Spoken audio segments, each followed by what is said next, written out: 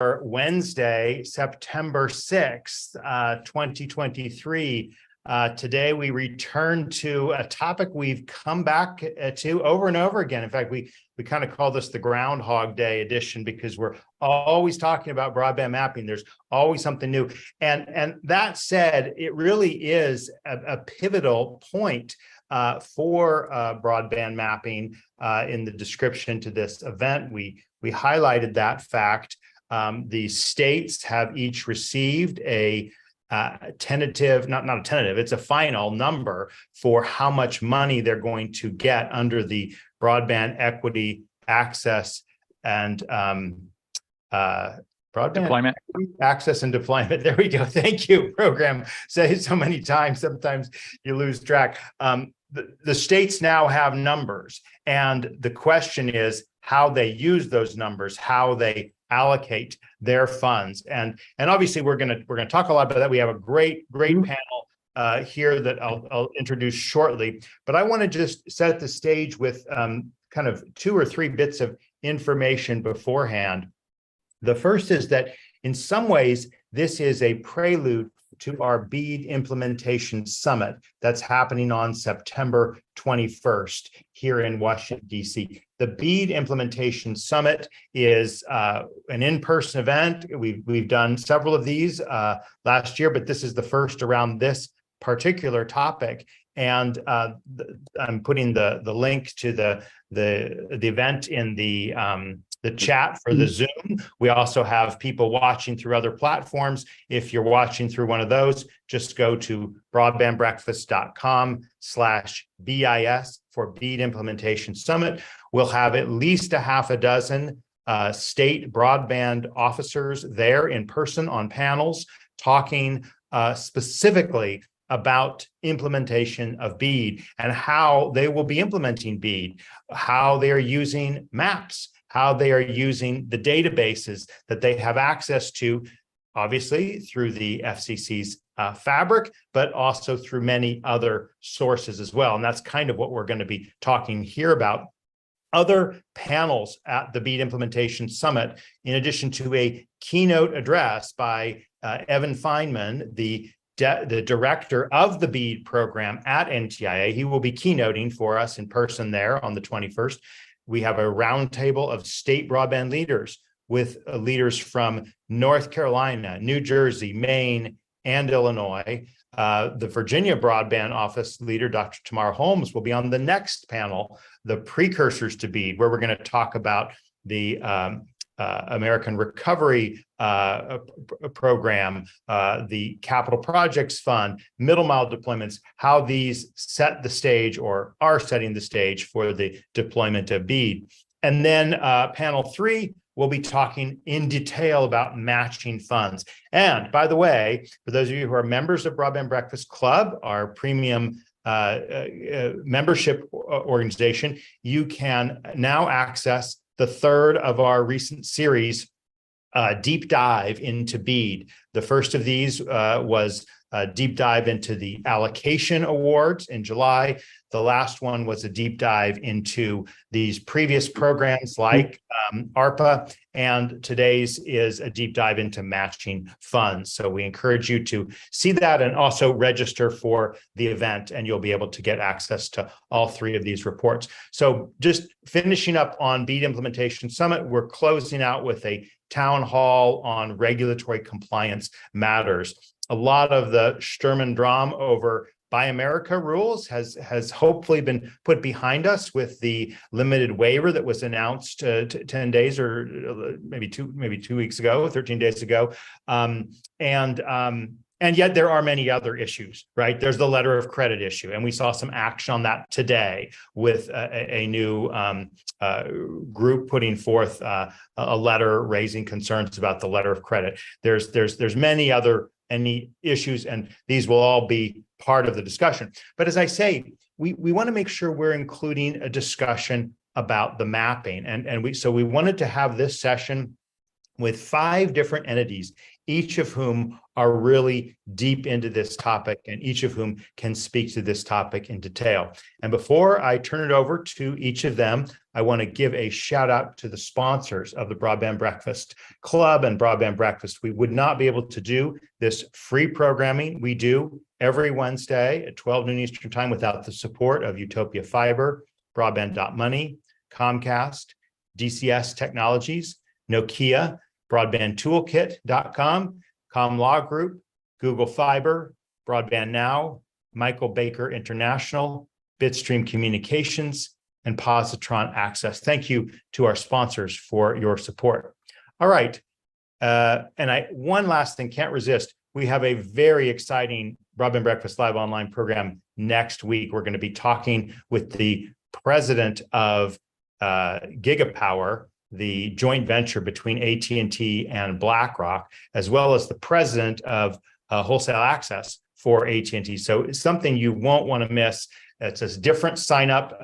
It's a webinar sign up, and we're kind of outgrowing this meeting format. So the link you've registered, you'll still be able to use, but we're going to switch over to the webinar format with next week's event. So with that, let's go ahead and open it up to our panel, and we're going to give each of them 3 to 5 minutes to talk a little bit about what they are doing in this space. And it's a lot. There's a lot of very, very exciting and interesting activities. I'm just going to say, in the interest of time, the titles of people, their full bios are on the page for this event. And I want to kind of call you to that page, which I'll put again in the Zoom chat right now, because this page has about a dozen links to articles and resources that each of these panelists speak to and talk about. So we're going to hear first from Tom Reed, who is the president and founder of Reed Consulting Group. We're going to hear next from Dustin Loop, who's the director of community development at ready.net, which is the creator of Broadband.money, whom we partner with very closely. Dustin's also the coordinator of the Broadband Mapping Coalition. So that gives him an additional lens into this issue over a good period of time. Next, we're going to hear from Jerry Lawler, who's the co-founder and chief executive officer of Hexvarium. Had the chance to do an Ask Me Anything with you not long ago. That was a lot of fun. Very interesting to hear about your journey, Jerry, and how you've kind of come into this and how you're playing this space. We're going to hear next from Jay Randolph-Lenning, who's the founder and CEO of Broadband Toolkit. And we're actually super excited that we'll be doing a webinar with Randy on September 12th. Look for that if you want to drill in much more deeply to broadbandtoolkit.com.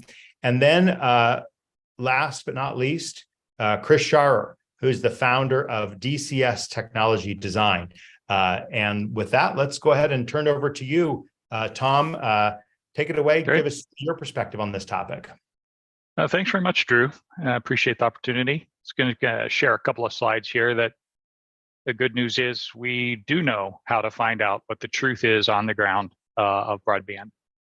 And some of you may have seen these slides before, but they're still pretty relevant, unfortunately, that there's still a lot of argument about the reality. So this is an image of Missouri based on over 8 million Ookla speed test intelligence tests. One of the reasons we like the Ookla data is there's just so much of it that we can really get a preponderance of evidence and statistically account for some of the issues in the speed test data. You'll see we've created our own scale here, 1 through 6, just our own formulation of the tiers. And the dark red is the worst, the bright green is the best, and we just maintain that color scheme throughout.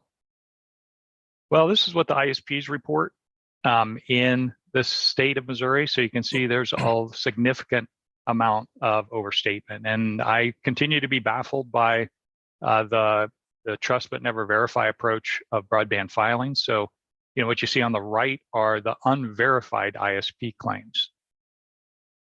We look at Ohio, going to see a similar kind of issue here. We go deeper in Ohio. We go all the way back to about 2021 with the data. So we've got over 14 million speed tests in the state of Ohio. We always use the most recent if there's any improvements. So we also focus on, as you'll see at the top, it says at max. So these are the maximum speeds is what we're mapping to deal with one of the criticisms of the speed test data that people only test when there's a problem. We focus on the maximum speeds so that we're showing the best possible picture of the broadband reality on the ground. The ISP, I call it an ISP fantasy at this point. Basically, according to the ISP filings, Ohio really didn't need any money because the very few spots left after you include what the fixed wireless providers claim. When we peel off the fixed wireless providers, you'll see it's not as big a delta. When we look at just what the wired providers are claiming, it's closer to reality. There's still a number of areas of contention there. And what we're suggesting is field validation could deal with a lot of those issues of where there is still contention over ISP claims versus our claims. And we've recommending that people focus on the below 5010 tiers, the two shades of red and the orange.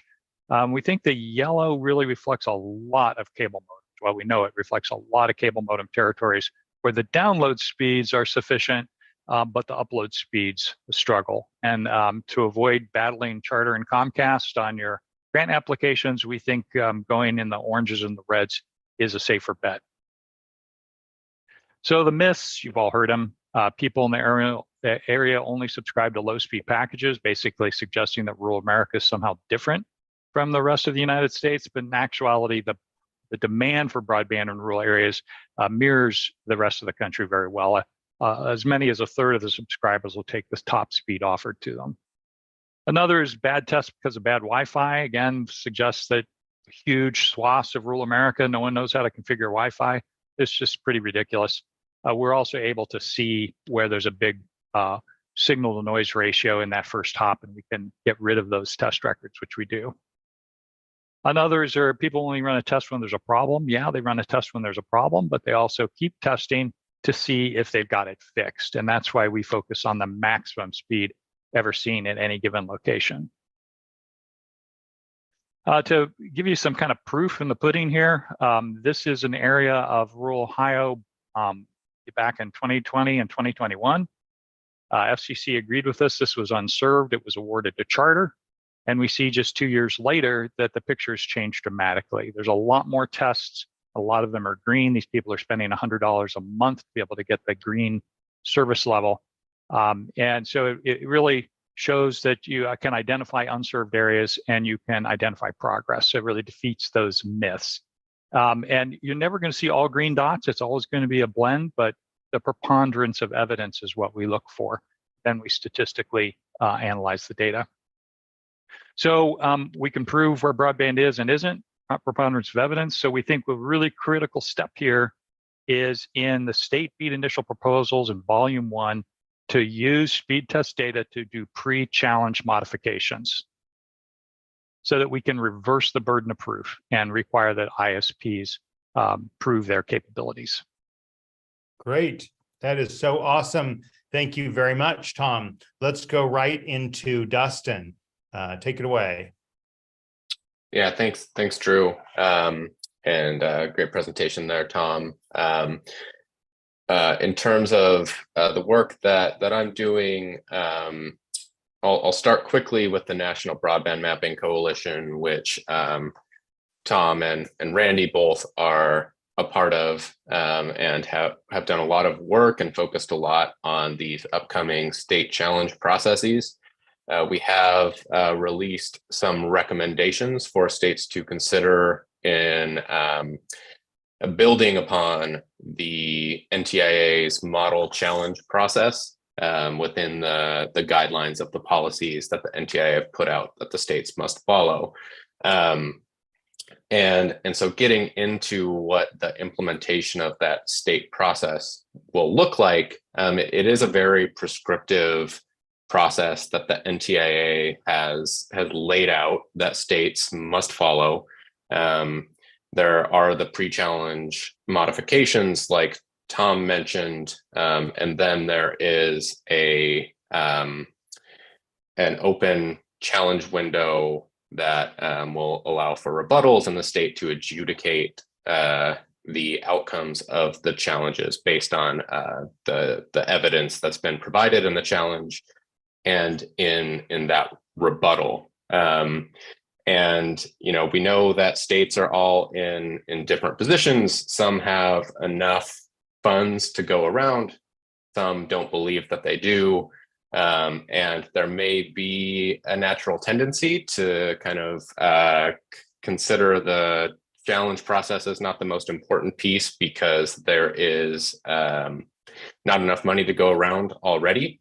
But I would argue that is the wrong approach, because having a true understanding of the need is going to be essential, not just for BEAD implementation, but for planning to cover the gaps in the wake of BEAD. That being said, the challenge process is one that is very prescriptive, and if not approached and not implemented effectively and efficiently, can ultimately be a distraction with limited results, and can really eat into the capacity of these broadband offices in what is really a short period of time to run a challenge process and implement a grant program.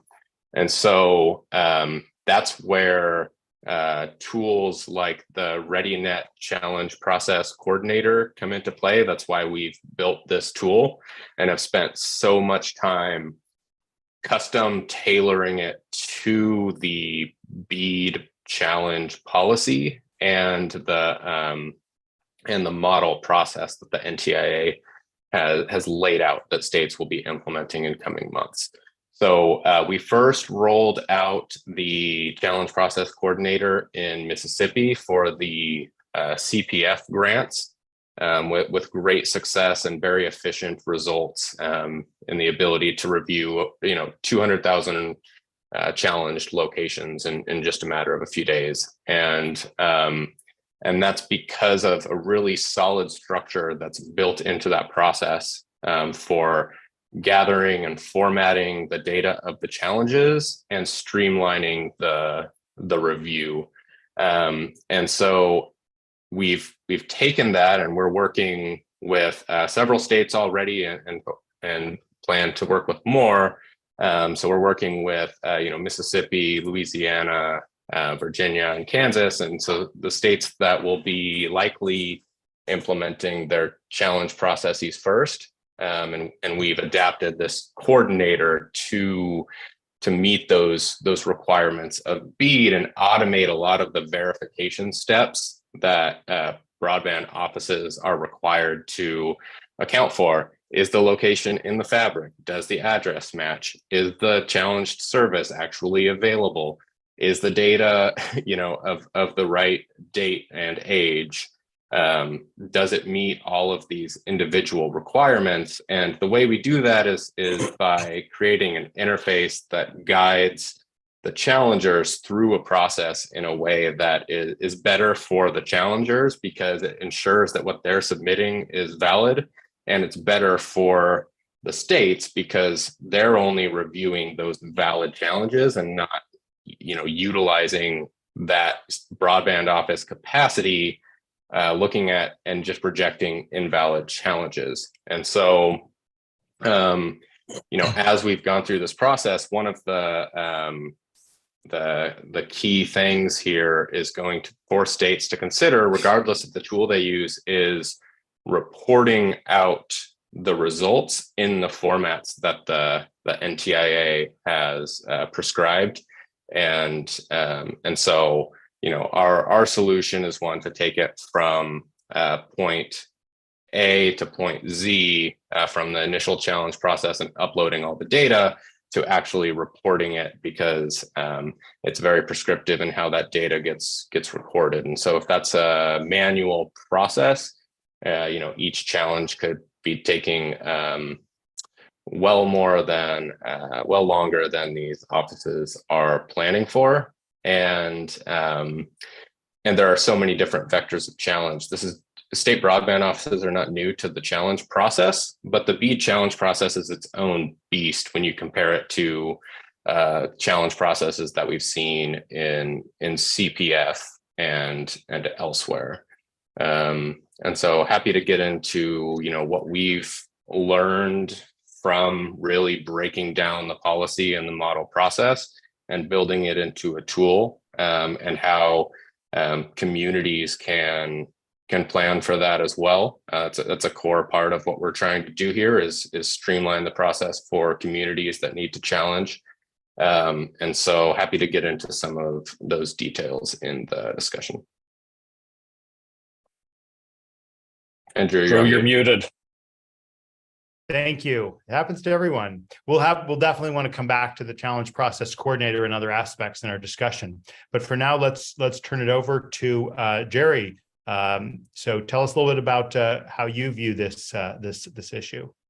Yeah, thank you, Drew. So at Hexvarium, we see ourselves as a risk management system, effectively for all various entities in the space, from construction entities to operators to suppliers to investors. And what we do is we generally find people have a hard time, even when they can figure out what private investment dollars they can put to work, as well as public dollars, to better organize how and when to spend that money in a way that keeps one very important thing in mind, and that's the actual end consumer. We generally feel that most other platforms and a lot of are very much focused on solving an engineering problem. We look at it across multiple vectors of engineering, competition, and actual consumer behavior and consumer need. And so our process is both an upfront analysis process that allows people to look at a lot of detail. We've about a few billion attributes that we pull in. We have all the speed test data that Tom mentioned earlier that we use and look at behaviors of consumers to try and understand their need and their demand, both in residential locations as well as business locations. So our process is kind of threefold. This is what I'm showing here quickly is what we call our RMA process. It's a rapid market analysis. It allows people to look across three vectors of profile of consumers, competition, and then engineering, basic density and mileage that's needed. We've performed a fiber design to every home and business in the country. So we have a baseline understanding what it takes to get to every location. We have all the data from all the various providers underneath this, from the likes of Precisely and Lightbox and CostQuest and whatnot, to be able to accurately determine each location. We then go to what we call our detailed market analysis, which actually gets into trying to understand the given geography of interest. What do I need to build? What does the density look like? What type of consumers are there? And help people map out a multi-year plan very quickly to understand what and where money should be spent in year one and year two and year three, and trying to make sure that they hit the targets that they're supposed to hit across all vectors of public funding as well as private funding. Because one of the things, again, we keep seeing that as we analyze all the BEAD data, it's so Swiss cheesed in who's applicable, and homes and locations that are not applicable, that people need to have really strong business plans in the areas that are not applicable just as much to get to the areas that become BEAD eligible, right? And it's that confusion that we think people are going to struggle with in large part, to be able to identify good business plans effectively and then manage that risk as they go to market. So we help people work through, finding what are ideal return areas, how can I automatically understand the risk that I need to take? Not every hex bin, not every area is the same value, right? And you also can't build fiber islands, right? So how do I invest money in areas that are not going to be very good to get to areas that will be good from a return perspective and from an overall business plan perspective?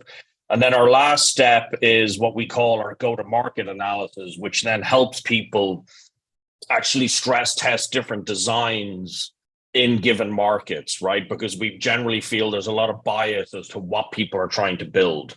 And using all of this data to apply different design theses. Should I be building centralized split? Should I be building distributed split or optical tap? And should I be building to every lot line? Like, why take the risk? Stranded capital is something we see a lot, where people are just so focused on the thing that they have to build that they end up spending their money at the wrong time in the wrong place to match the consumer and match the buyer that they ultimately need at the end of it. So trying to align all of these factors of, build realities, competitive realities, as well as the consumer realities, we think is pretty important. And Hexvarium, we've brought a lot of that together and allow people to analyze it very quickly, and then be able to stress test various scenarios. And then the most important thing is, once you begin, you continue to analyze these things. Risk to us is a real-time reality. It's something that once you go to market, you have to keep asking those questions, right? Your demand will change over time, how your dollars are being spent. Is my construction happening at the pace that I expected it to happen? And am I aligning that with where I am getting interest from various consumers and various potential customers, and making sure that you don't misalign when and where you're spending money with where ultimately your revenue and your success is going to be. So, thank you. Well, wonderful. Thank you, Jerry. Let's go right to you, Randy. Tell us a little bit about Broadband Toolkit and your take on this topic. You're on mute though, Randy, okay? Okay, there we go. Great. Good, thank you very much, Drew. Let's see. So I'm just going to dive in, and we'll have an opportunity actually next Tuesday to talk about some of our toolkits and products and sort of the very deep stuff. And so I'm going to try to speak to industry topics today. So November 18th, 2022, the world woke up and the FCC announced its map. And for a consumer, it was an exciting situation. They could zoom in and find their house.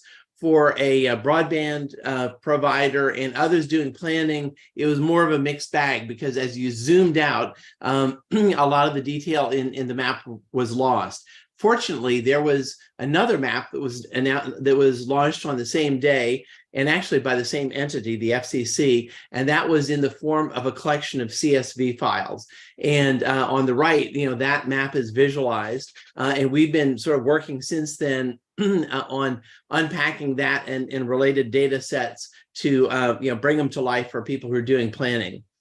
One of the unique attributes there is the fabric focused on points, and it mapped those points both to census blocks and to hexagons. And hexagons, level 8 hexagons, are great because they offer an order of magnitude greater resolution or more in rural areas, which is where it really matters. Tom mentioned, kind of various alternative sources of truth. As an example of crowdsourced measurements, we've done a lot with states, and we have actually 2 white papers that are noteworthy. One is called State of the States. The other is a NUCLA white paper, and each kind of lays out a methodology for analyzing and visualizing crowdsourced data, and we regularly integrate that into our existing toolkits for clients. Obviously, broadband, the broadband data collection process is critically important. A third piece is survey data. The American Community Survey from the Census Bureau has a whole section on broadband availability. They're collecting, these 3 sources have different types of data, but they're all useful. When the Broadband Data Act was passed into law in 2020, it triggered a process where you would theoretically collect property records and building data and have a release of Fabric version 1, 2, 3. It triggered a bunch of challenge processes. We now have state challenge processes. There was also a set of historical funding, by different agencies, and that flows into a set of data that exists today. And federal organizations have largely been focused on collection, and we're sort of focused on what do you do with that data.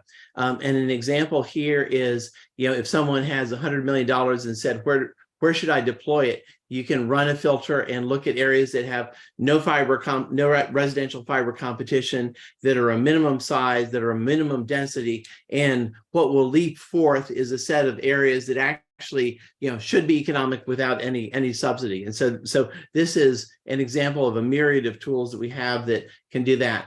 States are also thinking about high cost areas, and so we have visualizations for every state where you can just change your inputs and kind of see where those areas might reside.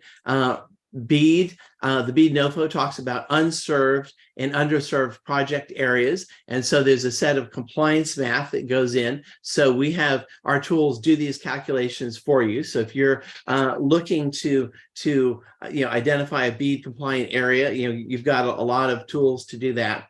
And so the questions that a lot of people are asking is, what do I want to do with maps?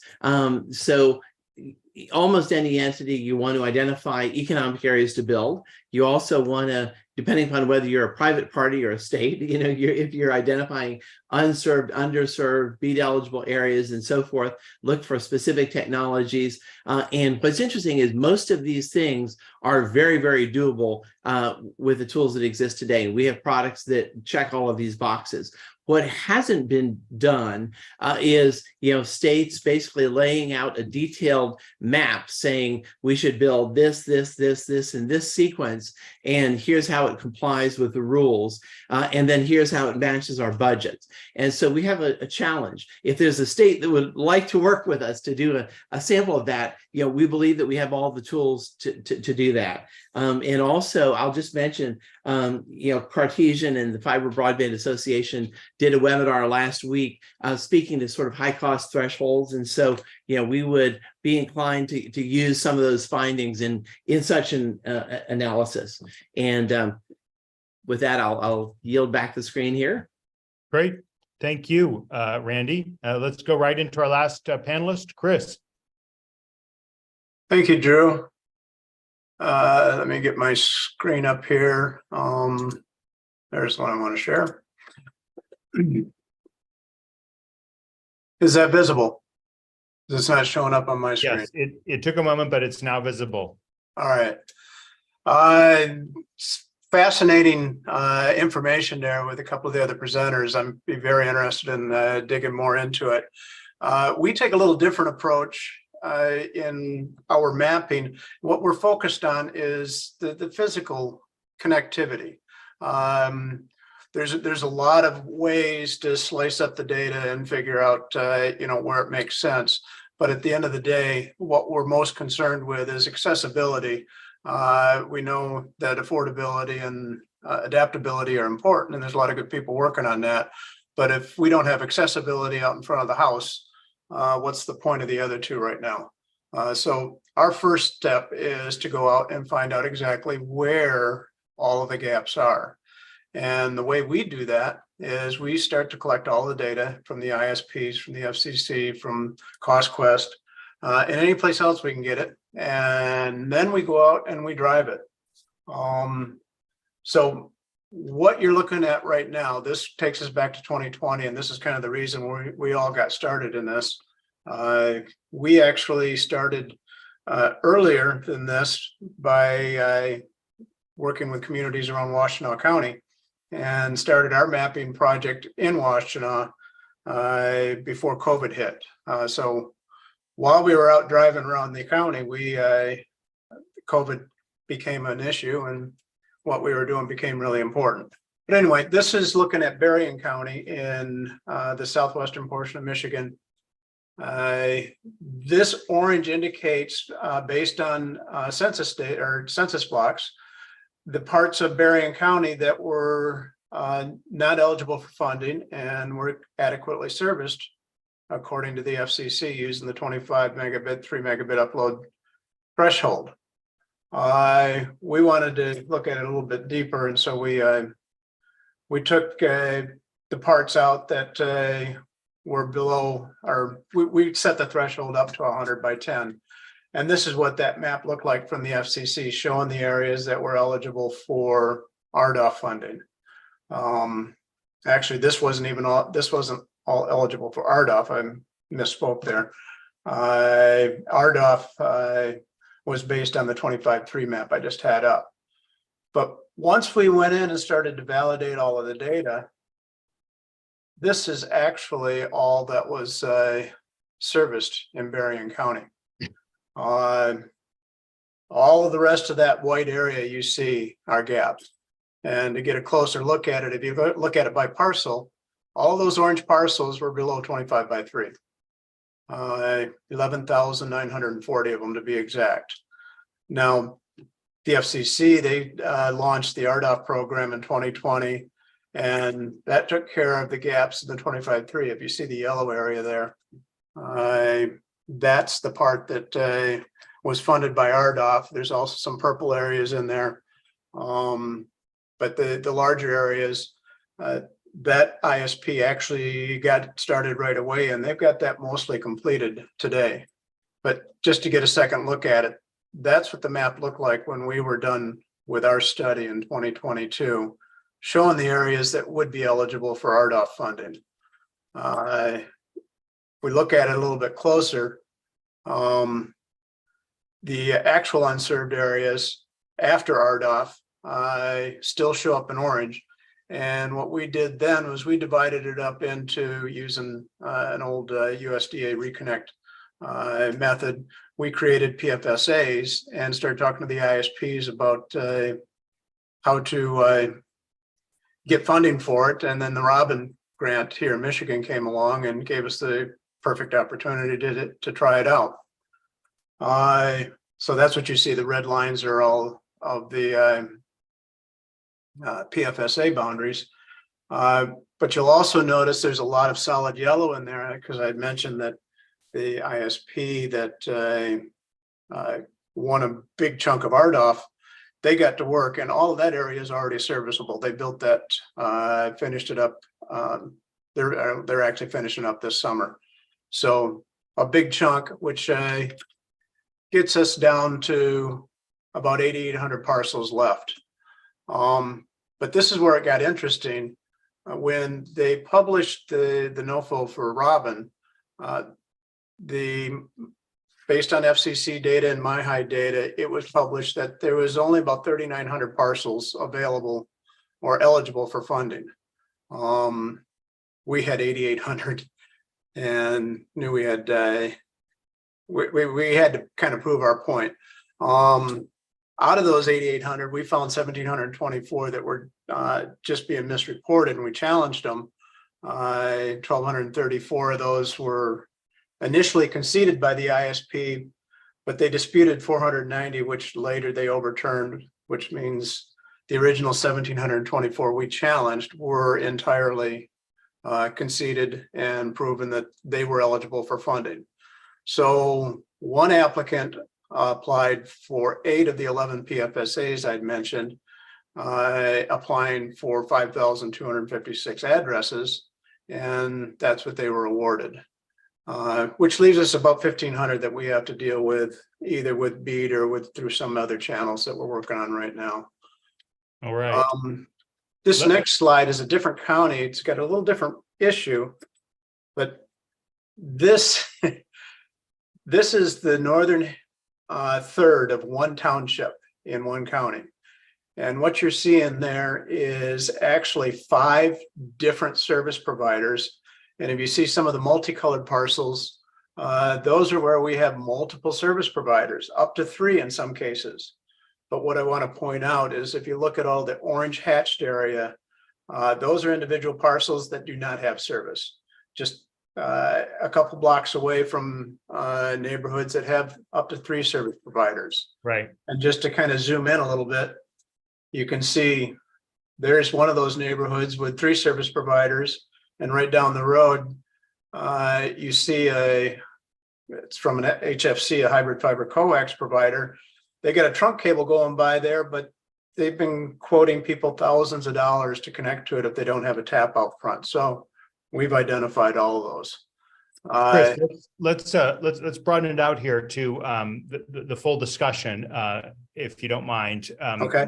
I want to make sure that we have time for discussion, both among this group, but also among those who are here with us joining. So, well, I can wrap it up right there, Drew. I mean, great. We can take it into questions and answers, but yeah, we could go on for days because we've done several counties around the state, all with similar results. Thank you very much. So there's obviously a couple points that have been touched upon here. One is the role of speed tests, and there's been some lively discussion in the chat about that. There's also the challenge, and I want to come shortly to the challenge process coordinator that Dustin spoke about. But let me start with a general broad question, which is broadband mapping now no longer a federal issue? Is it a state issue? Is it a county issue? Let's talk just a little bit, because again, appreciate the detailed discussions that many of you have gone from a state to a specific area. What is going to be the way that state broadband offices reconcile the kind of generic data points they've gotten from the fabric with their own knowledge, with the community knowledge on the ground? Whoever would like to jump in on this sort of federal, state, local question about broadband mapping now. Well, Drew, in my mind, you've really hit the key point here, is that in volume 1 of the initial proposal, the states get to determine or propose to NTIA their methodology for determining eligibility, their pre-challenge modifications. To me, that's the big issue. I understand some states are just going to use the FCC maps. Other states are proposing much more significant alterations. So it is going to be very much state driven. And adding to what Tom said, I would definitely agree with that. I mean, by creating the state challenge process, essentially it was an acknowledgement that the FCC maps don't go far enough. Accuracy issues aside, they just don't have the necessary data that we need to truly understand the scope of broadband need at the state level. So for the purposes of actually solving the issues, the states really need to be focused, and the communities are a key part of that process. The ground level data needs to flow up to the states to really understand what the needs are. And if the FCC is not going to capture that in some way that is meaningfully different from the current national broadband map, there might be an opportunity for another agency like the NTIA through this process to have some sort of national record that more accurately reflects the actual scope of need and takes into consideration things like data caps in terms of service and other factors that aren't in the FCC map.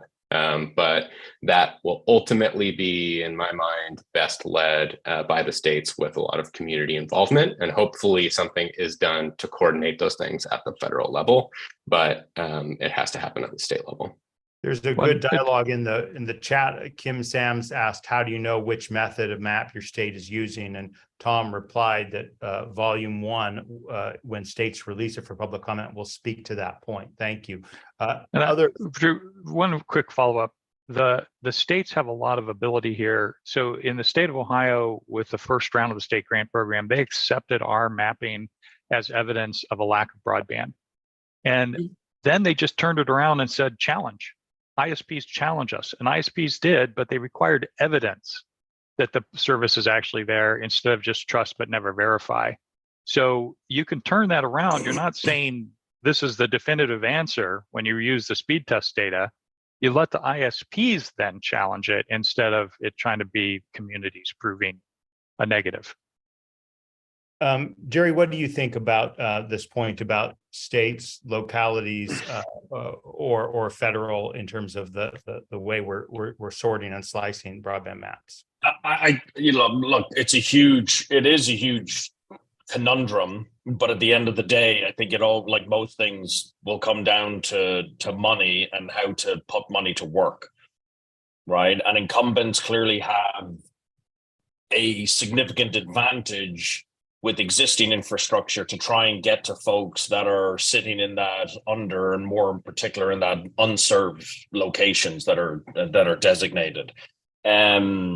So I think there's, when we look at the amount of money that is coming through the BEAD program, how much private capital has to be added to that to make it successful, right? And, when we look at the numbers and we've calculated it out across the entire nation, I mean, we're seeing, like, I don't personally believe BEAD will be enough dollars, frankly, to solve this problem, right?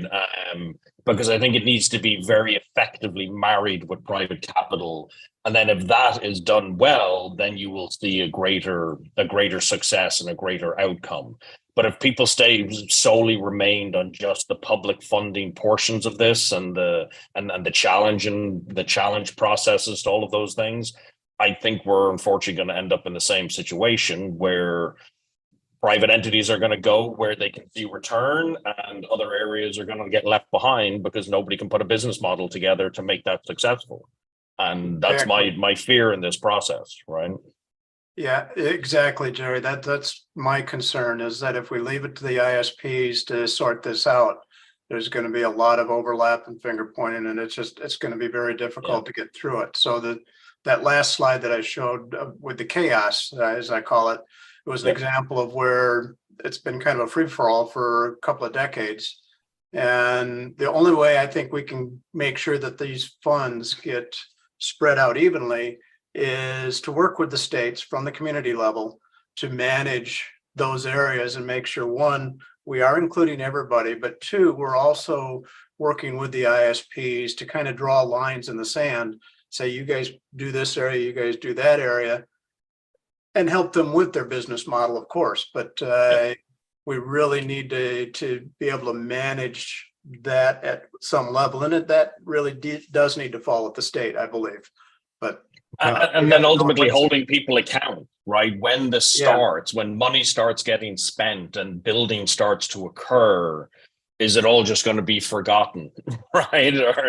And are we going to be back talking about this in 10 years' time? The gaps may be less, but are we going to be back talking about it 10 years from now, right? It's easy to see that. We have some questions here in the Zoom chat about the challenge process, and both the challenge process coordinator that was asked Frank DeJoy, who are the users of that? And Dustin has answered, it's a tool that states will use in administering the process, but counties, ISPs will provide inputs. Let's talk as well. We got some, skepticism here. Nanya Business says the challenge process is a joke. If you cannot afford to hire someone to do it, it is worthless. So let's talk a little bit about the challenge process, both the tool that is spoken to, but also the process itself. And let's go, Dustin, first. I'd love for you to jump in too, Randy, to tell a little bit about your thoughts on the challenge process. Yeah, so as Tom mentioned in the chat, the challenge process that each state will implement will be defined in volume 1 of the initial proposal. A lot of those are already released, at least for public comment. A few have been submitted to NTIA. So there is an opportunity to weigh in during the public comment to suggest those changes if the approach is not one that you would like to see, or if there are modifications. Once the challenge process actually happens, the challenge process is really only open to the nonprofits, counties, tribal governments, and ISPs, and other forms of local government as well. They will still need to use customer-facing data. So they need to play somewhat of an intermediary role to gather data and submit it to the state in the form of a challenge. And depending on the type of challenge, those challenges will need to meet different evidence thresholds as defined by the state and include different elements. And so and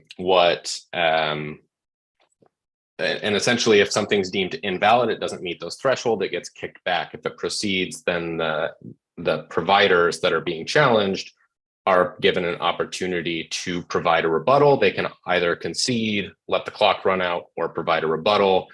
For those locations and services that are being challenged and make it through the rebuttal, then the state has to make a determination around whether those challenges will be rejected or upheld. And through that process, that will ultimately result in the change of designation of eligibility for different locations, giving them either a designation of unserved or unserved, depending on what the challenge is evidence shows. And so that's one key difference from some of the past challenge processes. Often you're looking at eligible, ineligible. Here there are different tiers of eligibility, which complicates the process a bit. And there are also challenges that the providers can submit in the other direction, saying that there's planned service or there's an enforceable commitment. And we don't have time to get into the community anchor institution component of this, but it's kind of its own process that needs to be embedded in this. And so there are so many different scenarios and processes that need to be built into one single process that has to happen in a short period of time. And so the challenge process coordinator essentially builds the flow, captures the data, and formats it in a way that's not only easy to review and scales the capacity of the office to actually say, yes, this meets all of those criteria, because it's laid out right in front of them and they're not doing like a paper evaluation, which also lends itself to the auditability and the ability to report on this process. As we've seen in the chat, there's a lot of critiques on different ends of this challenge process. ISPs also might not like the process, and so that we may see challenges to the challenge process itself. And so auditing and tracking is essential. And so each step of the way, there is that auditability and record of what decisions were made, why they were made, who made them, and the evidence that they were made on. This all gets formatted for NTIA's review, because ultimately the outcome of the challenge process has to be vetted by NTIA based on the process that the state has proposed and has been approved, to ensure that the approved process was followed. And so that needs to be reported in a very specific way to ease that process for NTIA.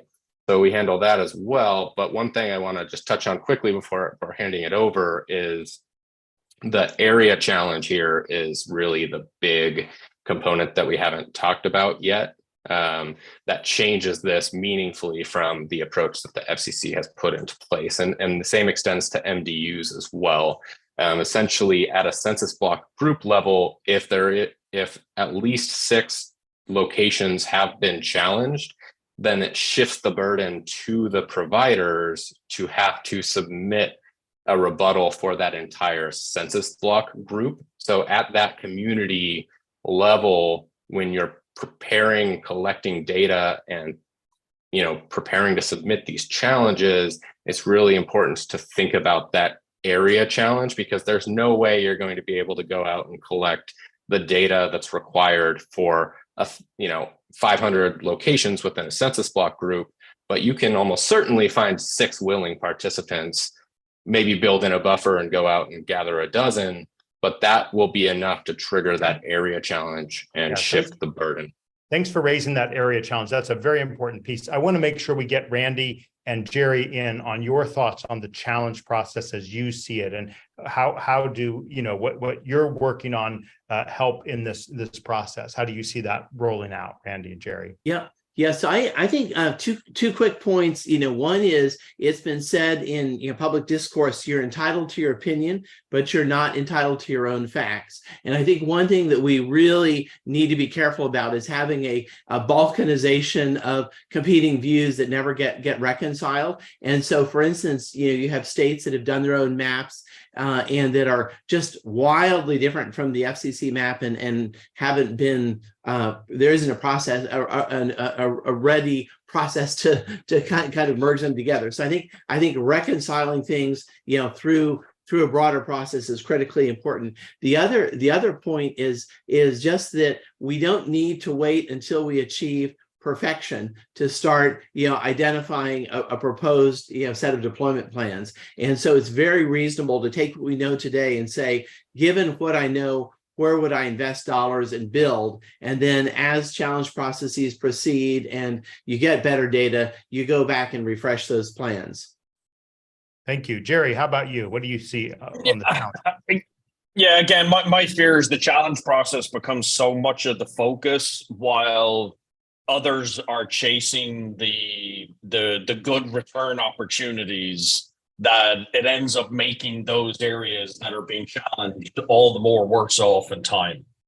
Because I need good areas to be able to put together viable business models to serve challenging areas, right? And I fear that the challenge process continues to create a greater gap between who has it and who doesn't.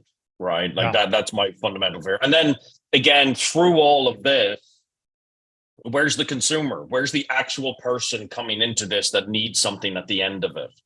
Right. And being able to match, even if I can get funding, private or public, and go build an area, can I convince people to connect to it? Can I do it in a way and at a rate that is affordable for people to use those services?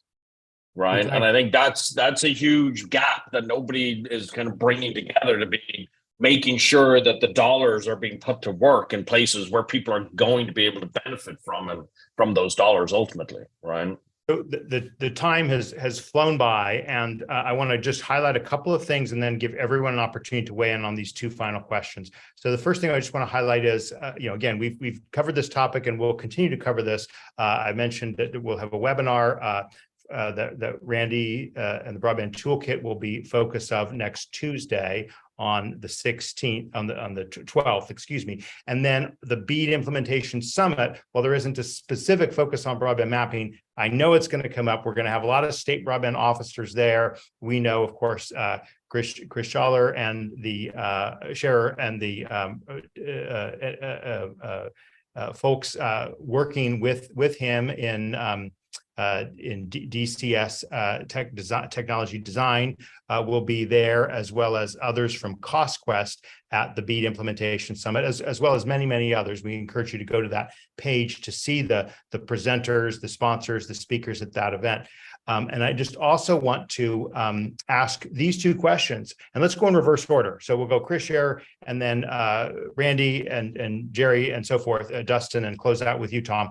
The two questions are, one, if I'm a citizen, what can and should I do to make sure that funding is going to come my area, right? And second question is similar. If I'm an ISP or a co-op, or I have some means to work to get broadband, how can I go after funds in my particular area? So those are my two full questions. Don't hope I'm not throwing it out there, but I'd love your thoughts on looking at it from both the citizen and the ISP perspective. Chris. I'm not sure the citizen is going to have a lot of ability to do that unless they work with their communities on a larger scale. They need to, especially the ones that are out in the most remote areas, that know that they're not being included because they might not fit the business plan, or they might just be shown as unserved, or shown as already being served, I should say. But as far as the funding, I think it does need to be a community effort working with their local ISPs, the incumbent ISPs especially, in filling in a lot of the gaps that we find are gaps within service areas that are being reported. And we've got to get those ISPs to kind of clean their house before we go looking at larger areas for them to get federal funds for. So And that's, thanks for demonstrating all those specifics of what it looks like on the ground in particular counties and cities in Michigan there. Randy. So I would say if you're a citizen, encourage your state broadband office to actually publish a plan of what they want to cover. And because you find a lot of plans that talk about needs and talk conceptually about what they want to do. But if you think about it, if you're voting for a water and sewage bond, you want to know where those dollars are going to be spent. And I think it's fair for citizens to ask for that degree of accountability from their state offices. And then sort of from an ISP perspective, I would say, encourage your state office to make available tools that facilitate planning. It's just not reasonable to have every ISP sort of start from theory and go up to infinite detail themselves based on a few CSVs. So I think state broadband offices need to be prepared to play the role of facilitator. Thank you, Randy. Jerry. Yeah, I mean, pretty simple. Organize, talk to your neighbors, try and organize clusters of areas and express need and demand. Right. I don't think there are going to be any great forums. I mean, at the end of the day, this is trying to do local at scale is the simple challenge here. And we need to help people be able to, locally organize and express their requirements and their needs. And when it comes to ISPs, I'm not hopeful that there's going to be massive wholesale change between the typical incumbents and the way they operate and the variety of new entrants coming into the market and how those new entrants are going to compete and survive on top of the consolidation that is going to naturally occur in the industry and the complexity that brings to the investment equation. Thank you for your thoughts and for being with us. Dustin. Yeah, I mean, on this note, part of the problem is just how complex these programs are when you're rolling out this amount of money at a federal scale. People who spend, live and breathe this stuff have a hard time understanding all of the different components. So asking the kind of individual residents at the ground level to understand and have meaningful input is difficult. I will say, coming out of the work that I did with Washington State University Extension of building local broadband action teams, that coalition that is built around some local expertise and local champions is probably the closest thing that we can do to getting meaningful input into these state processes, because it kind of concentrates that focal point. And to Randy's point, the states are required to publish their plans for public comment.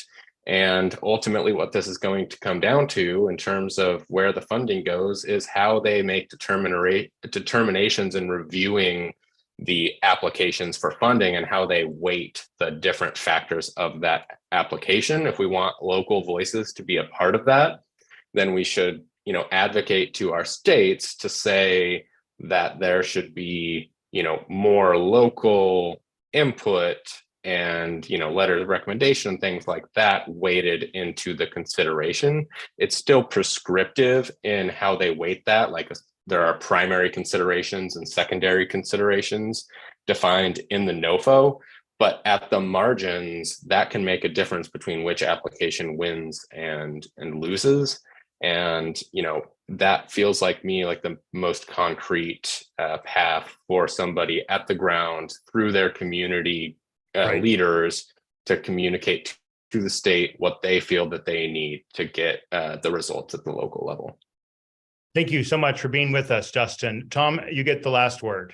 Yeah, well, it's great. And I appreciate everybody's comments and agree largely with what's being said. I just want to wrap up with a realization I hope everyone can share, that rural America has been in a digital divide since the World Wide Web was invented. We couldn't even get good dial-up speeds. And leaving that kind of potential off the table is a big risk to the nation. But rural America is where all of our food, water, energy, and oxygen comes from. We need a healthy, stable rural America. We don't want to leave big gaps. We've got to reach folks. Great. Well, that will have to be our last word. Thank you, everyone. and we'll see you next week. Take care. Bye-bye.